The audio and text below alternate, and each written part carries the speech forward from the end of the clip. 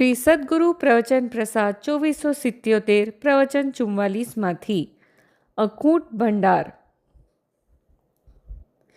આ આત્મા જગડુશા શેઠ જેવો છે.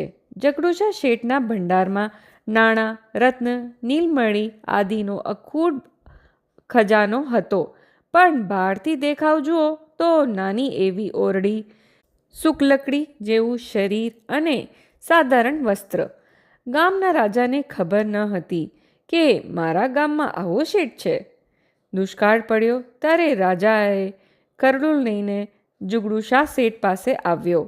જગડુશા કહે છે, હે રાજા, આ ખરડો કાઢી નાખ. તારા રાજદરબાર સુધી પહોંચે એટલા ગાડા ધનના એકઠા જ જાતના જોઈએ તો સોના મોરના જોઈએ તો ચાંદીના જોઈએ તો રત્નના ભરી લે. તેવી રીતે આ આત્મામાં જ્ઞાન, દર્શન, સુખાદિનો અખૂટ ખજાનો ભર્યો છે. પણ તેની પર્યાયમાં દુષ્કાળ પડ્યો છે, તેથી તે પરમાં સુખ માની રહ્યો છે. રાગાદિ વિકાર ભાવ તથા જ્ઞાનનું હીણપણું, તે શુક્લકડી જેવું શરીર વર્તમાન પર્યાયમાં જોઈને તેને ભરોસો આવતો નથી. અને શરીર હાડમાસનું નાનકડી ઓરડી જેવું, તેમાં આવો ખજાનો ભર્યો છે, તેનો મહિમા આવતો નથી.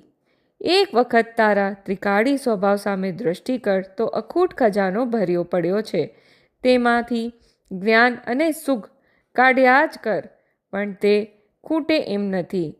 આત્માની એક પર્યાયમાં અનંત શક્તિ છે, તે તેની મૂડી છે. અહીં તો 5 લાખ કમાય અને 5 લાખ વાપરે તે કાંઈ આત્માની મૂડી નથી. તારી મૂડી તો અનંત ગુણના ગાડા ભરે તો પણ ખૂટે નહીં એવી છે.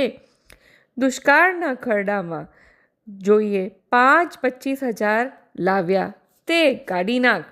એટલે કંઈક મંદ કશાય કર્યો કે કંઈક શાસ્ત્રના જ્ઞાનનો ઉગાડ દેખાતો હોય તો તે ખરડાને કાઢી નાખ. જેટલી જોઈએ તેટલી શક્તિથી ભરેલો અખૂટ ભંડાર ભોયરામાં પડ્યો છે, તે લે. અનંત ગુણનો ભંડાર છે, તે ખૂટે તેમ નથી. પર્યાય દ્રષ્ટિ દોડી છે, છોડી દે તો તારું કલ્યાણ થશે. કોઈના પાસે માંગવા જવા જેવું નથી. એકવાર ઉપયોગ લક્ષણને અધિક છે એમ માન તો માંગે તે મળશે. ખાણ ભળી છે, પણ અજ્ઞાનીને વસ્તુ સ્વભાવનો મહિમા આવતો નથી. સ્વભાવ કેવો છે તેને જાણ્યો નથી, એટલે માત્ર રાગ તથા અંશનો વિશ્વાસ કરે છે.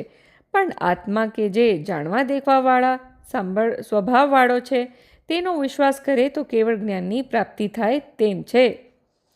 અહીં જીવને ઉપયોગ લક્ષણવાળો કયો છે તે ત્રિકાળ ઉપયોગ જેવો. ત્રિકાળ એક સ્વરૂપ ચેતના ઉપયોગ વડે આત્મા પ્રતીત થાય છે.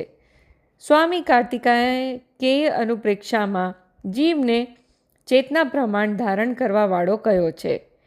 બીજી અનંત ગુણા હોવા છતાં પણ અજીવથી જુદો પાડ્યો માટે ચેતના પ્રાણવાળો એવા લક્ષણથી સમજાવવામાં આવ્યો છે. અજીવથી જુદો સમજાવવામાં પ્રયોજન સિદ્ધ કરવું છે. તેમ અહીં પણ પરદ્રવ્ય, રાગ અને જ્ઞાન સ્વભાવ છે, તેને સિદ્ધ કરીને સ્વભાવ દ્રષ્ટિ કરવામાં નિશ્ચયને મુખ્ય કર્યું. અંશને ગૌણ કરીને તેને વ્યવહાર કહીને તેનો નિષેધ કર્યો છે. તેમ બરાબર સ્યાદવાદ છે.